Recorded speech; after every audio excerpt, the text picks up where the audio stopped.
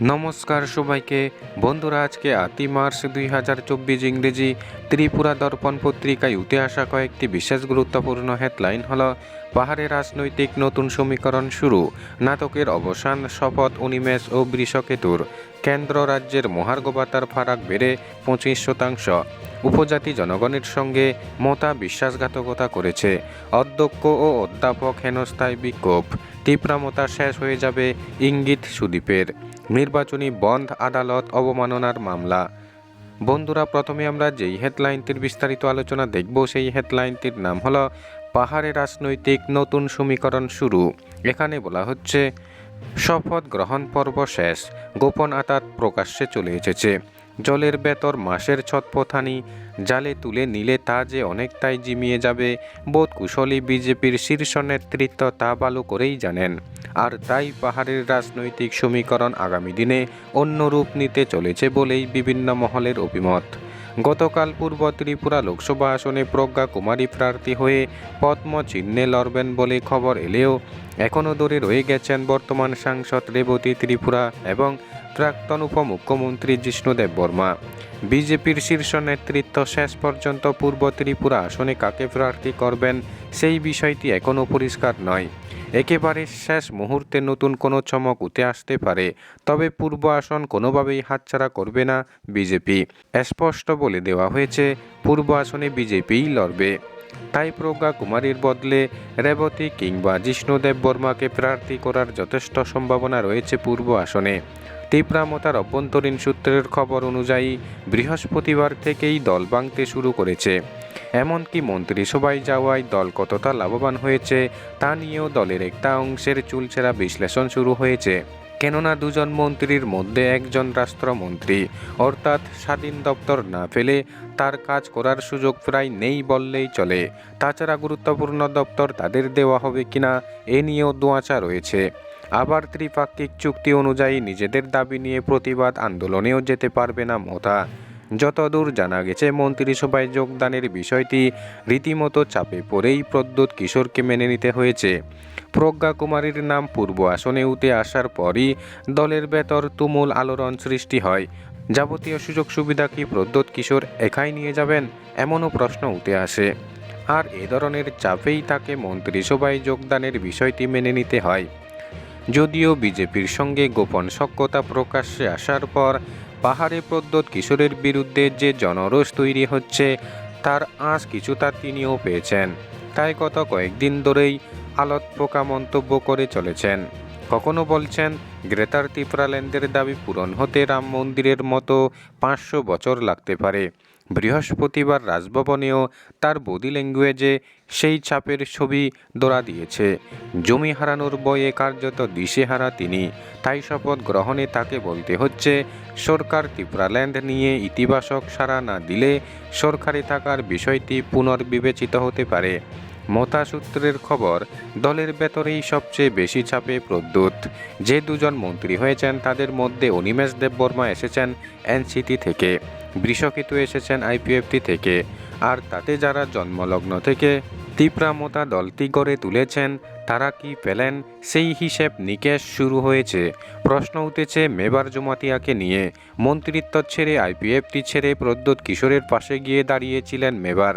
তাকে বিধানসভায় টিকিট দেওয়া হয়নি, এডিসিতেও তার কোনো ভূমিকা নেই। তার রাজনৈতিক কেরিয়ারই এখন প্রশ্নচিহ্ন হয়ে উঠেছে।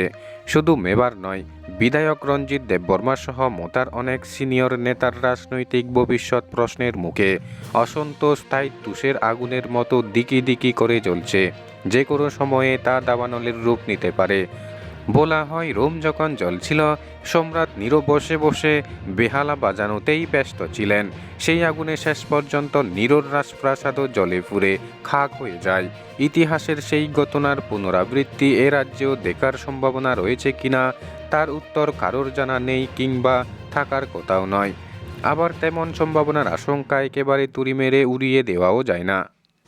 বন্ধুরা, এখন আমরা যেই হেডলাইনটির বিস্তারিত আলোচনা দেখব সেই হেডলাইনটির নাম হলো উপজাতি জনগণের সঙ্গে মতা বিশ্বাসঘাতকতা করেছে। এখানে বলা হচ্ছে, রাজ্যের উপজাতি জনগণের সঙ্গে বিশ্বাসঘাতকতা করে মন্ত্রিসভায় যোগ দিয়েছে তীব্রামতা। নাগরিকত্ব আইন সংশোধনের বিরোধিতা করে পইলা জাতি উলু পার্টি স্লোগান দিয়ে দল গঠন করে এখন বিজেপির সঙ্গে হাত মিলিয়েছে। সিএএ তো এখনও শেষ হয়ে যায়নি বললেন গণমুক্তি পরিষদের কেন্দ্রীয় কমিটির সভাপতি নরেশ জমাতিয়া। বৃহস্পতিবার আগরতলায় এক সাংবাদিক সম্মেলনে এক প্রশ্নের উত্তরে তিনি আরও বলেন, কেন্দ্র ও রাজ্যে যতদিন বিজেপি ক্ষমতায় থাকবে ততদিন দেশের গরিব মানুষ ও আদিবাসীদের কোনো উন্নয়ন হবে না। বিজেপি উপজাতিদের অস্তিত্বকে স্বীকার করে না। উপজাতিদের যেই অধিকারগুলি ছিল বিজেপির শাসনকালে সেই অধিকারগুলি একে একে হরণ করা হচ্ছে। ত্রিপুরায় 14 লাখ উপজাতির জন্য ষষ্ঠ তফসিল মোতাবেক স্বশাসিত জেলা পরিষদ থাকলেও মোদি শাহের রাজ্য গুজরাটে 1 কোটি উপজাতির জন্য এডিসিও নেই। রাজ্যের এডিসি প্রশাসনের কাজকর্মের সমালোচনা করে তিনি বলেন, একদিকে এডিসির প্রাপ্য টাকা মিটিয়ে দিচ্ছে না রাজ্য সরকার, অন্যদিকে যত সামান্য পাওয়া টাকারও দুর্নীতি ও অপচয় করছে তীব্রমতা পরিচালিত এডিসি প্রশাসন। জোনাল সাব জোনালগুলিতে চেয়ারম্যান, ভাইস চেয়ারম্যান, অতিরিক্ত চেয়ারম্যানের মতো পদ সৃষ্টি করে তাদের দলীয় নেতাদের সেই পদে বসিয়ে কোষাগার থেকে মাসে মাসে ভাতা দিচ্ছেন। উন্নয়নের কাজ করার টাকা থাকবে কোথায় থেকে? কেন্দ্রে ও রাজ্যে বিজেপি সরকারকে রেখে উপজাতিদের উন্নয়ন সম্ভব নয় বলে মন্তব্য করে লোকসভা নির্বাচনে সমস্ত শক্তি প্রয়োগ করে বিজেপিকে পরাস্ত করতে রাজ্যের মানুষকে এগিয়ে আসার জন্য সংগঠনের তরফে আহ্বান জানান তিনি। সাংবাদিক সম্মেলনে রাজ্যের বর্তমান পরিস্থিতি তুলে ধরে গণমুক্তি পরিষদের কেন্দ্রীয় কমিটির সম্পাদক রাধাচরণ দেববর্মা বলেন, বিজেপি জোট সরকারের আমলে রাজ্যের উন্নয়ন স্তব্ধ হয়ে পড়েছে। খাদ্য ও খাদ্যের অভাব ক্রমশ তীব্র আকার ধারণ করছে। গ্রামীণ বাজারগুলিতে হাহাকার। রেগার কাজ নেই বললেই চলে, যা কিছু হয়েছে তারও আবার মজুরি নেই। হতাশায় ভুগছেন রাজ্যের বেকাররা। সর্বত্র চলছে দুর্নীতি। 17-18 সালের মতো নাটক মঞ্চস্থ করে মানুষের মূল সমস্যা এড়িয়ে একই পদ্ধতিতে সরকারে বিড়েছে মতা। সব ভোটের জন্য 2023 সালের নির্বাচন থেকেই বিজেপির সহায়ক দল হিসেবে চিহ্নিত হয়েছিল। এবার স্পষ্ট হয়ে গেছে সব। দম্বুর জলাশয় ও কুমুলুং পার্কের লকহাট জম্পুই পাহাড়ে এডিসির ডাকবাংলো বেসরকারির হাতে চলে যাচ্ছে। তিনি আরও বলেন, আসন্ন লোকসভা নির্বাচনে বিজেপিকে পরাস্ত করতে গণমুক্তি পরিষদ ঝাঁপিয়ে পড়ার সিদ্ধান্ত নিয়েছে। বিজেপি বিরোধী ভোট যাতে বাক না হয় সেই প্রচেষ্টাও নেবেন বলে জানান রাধাচরণ দেববর্মা। বন্ধুরা, এখন আমরা যেই হেডলাইনটির বিস্তারিত আলোচনা দেখব সেই হেডলাইনটির নাম হলো তীব্রমতা শেষ হয়ে যাবে ইঙ্গিত সুদীপের।